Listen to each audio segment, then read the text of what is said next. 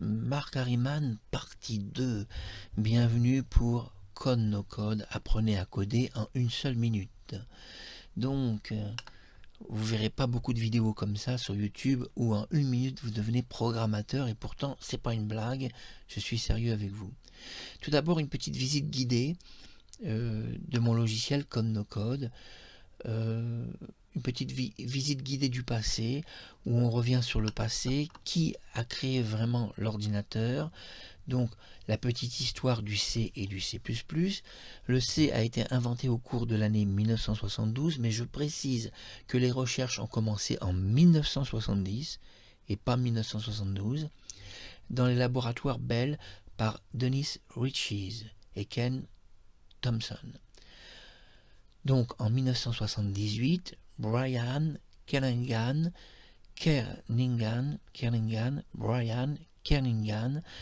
aida à populariser le programme C. Donc il y a eu un livre qui a été publié à l'époque. Alors ce qui est important, c'est comprendre qu'il y a eu une évolution en 1980, où l'évolution a été le langage C++. Mais le langage C++, si vous voulez, est un langage qui est très intéressant, mais dont les Chinois, surtout les Japonais, je le précise, avaient déjà dès 1976 entrevu ce langage.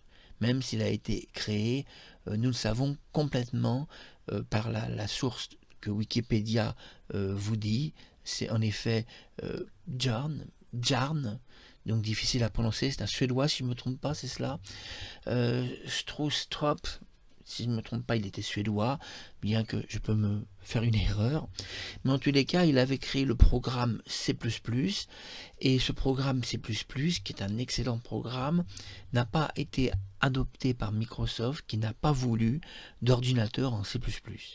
Et vous êtes dans les vieux ordinateurs basiques sur des interfaces qui sont basiques, alors qu'on pourrait faire de super ordinateurs aujourd'hui. C'est comme ça. Lié surtout parce que la virtualisation a apporté au programme C un certain confortable visuel. Il y a le confortable, il y a le visuel. Alors ils se sont dit, puisqu'on a le visuel et le confortable, pourquoi partir dans des programmes C++? Je pense qu'il y a un petit peu de ça, il y a un petit peu de tout en fait, qui l'explique. Et sans doute que Microsoft fera une autre version à nous sortir. Donc, c'est important de comprendre que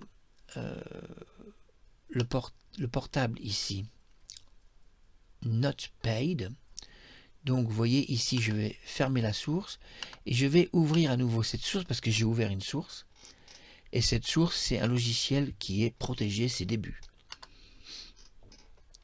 Le logiciel donc début est complètement protégé, c'est un logiciel de caméra. Bon, les ressources sont protégées, c'est pas la peine de s'ennuyer, on peut rien voir.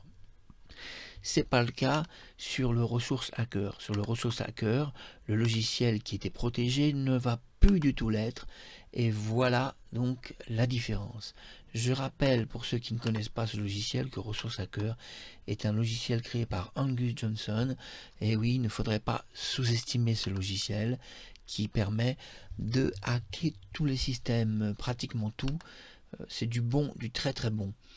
Et si nous faisons Open et que nous demandons de hacker le programme début, eh bien c'est fait immédiatement. Vous voyez, tous les dossiers ont été reconnus immédiatement.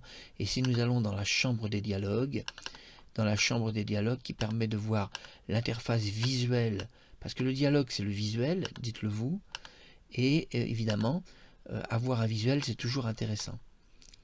Donc si vous cliquez à un endroit, vous aurez en rouge un petit endroit qui vous dit à quel endroit vous vous trouvez sur le visuel. Alors, pour les gens qui se posent la question, nous allons voir plusieurs fenêtres comme celle-ci par exemple qui est intéressante. Vous voyez, regardez, là nous avons une ligne de code, nous avons 50 lignes de code. Sur ces 50 lignes de code, regardez bien la fenêtre. Voilà la fenêtre. Sur ces 50 lignes de code, nous allons copier ces lignes de code. Nous allons même les effacer, on ne va pas se gêner. On va les recoller. On va cliquer ouvrir et vous voyez, l'interface s'est ouverte. Il n'y a aucun souci. Ressources Hacker est capable de hacker les logiciels protégés. Donc ça c'est important à savoir, tous les logiciels, même les plus compliqués, les plus protégés, on peut réellement voir tous les scripts d'écriture. Alors vous me direz, mais à quoi ça sert? Eh bien ça sert à programmer en 1 minute. Ça sert à programmer en 1 minute. Vous devenez, grâce à moi, puisque moi j'utilise le copy-code que j'ai inventé, qui est mon système, je vous apprends à programmer en 1 minute. Vous faites copier, et puis vous ouvrez une interface de codage. La meilleure interface de codage pour lire tous les codes, ça restera Ressource Hacker, car Ressource Hacker est aussi une interface pour lire les codes, qui possède un Visual Script. Donc ça ne sert pas à grand chose de télécharger une autre interface pour lire les scripts, puisque nous voyons que ici, voilà, nous pouvons donc lire le script, vous voyez, même si le logiciel n'est plus présent dans la machine. Il a disparu de sa monture, mais nous pouvons lire le script.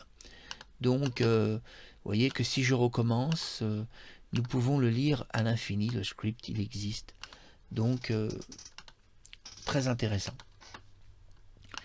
Voilà, c'était Marc Harriman, apprenez à coder en 1 minute. À très bientôt sur YouTube et téléchargez le logiciel Ressource Hacker.